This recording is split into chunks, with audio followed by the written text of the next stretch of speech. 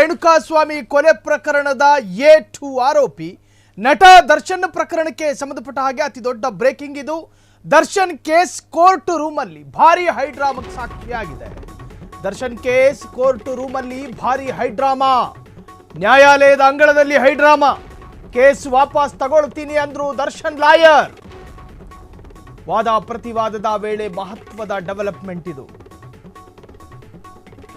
Quarantine ಅನ್ನೋ ಪದ ಜೈಲು ಕೈಪಿಡಿಲಿ ಇಲ್ಲ.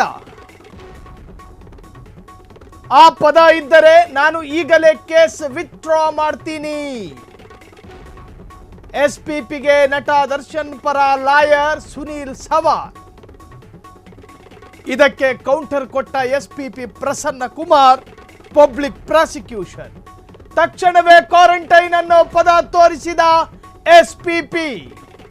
ಒಂದಲ್ಲ 11 ಕಡೆ ಈ ಪದ ಜೈಲು ಕೈಪಿಡಿಯಲ್ಲಿದೆ.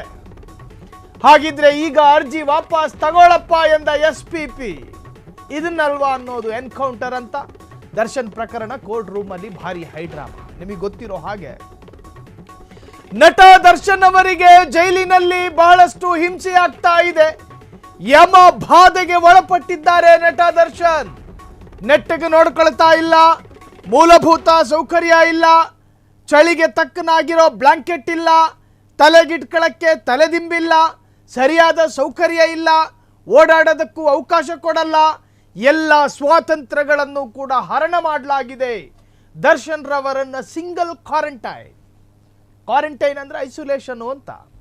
ಒಬ್ಬನನ್ನು ಏಕಾಂತವಾಗಿ ಇಡುವುದು, ಅವನಿಂದ ಮತ್ತೊಬ್ಬನಿಗೆ ಯಾವುದೇ ತರಹದ ಕನೆಕ್ಷನ್ ಇಲ್ಲದಿರುವುದು, ಅದನ್ನು ಸಿಂಗಲ್ ಕ್ವಾರಂಟೈನ್ ಅಂತ ಕರೀತಾರೆ, ಐಸೋಲೇಷನ್.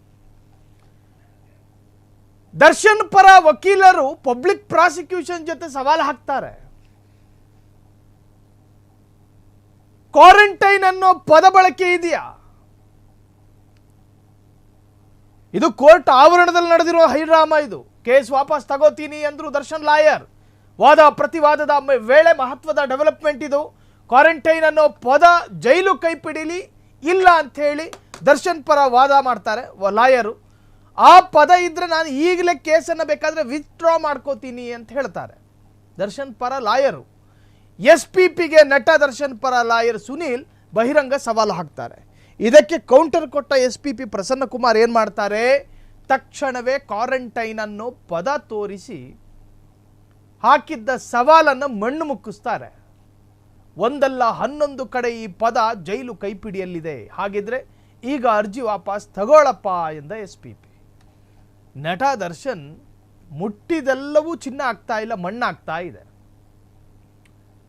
ಕಡೆಗೆ ಅವರ ಪರ ವಕಾಲತ್ತು ವಹಿಸುವ ವಕೀಲರು ಹಾಕಿರೋ ಸವಾಲು ಕೂಡ ದುರ್ಬಲ.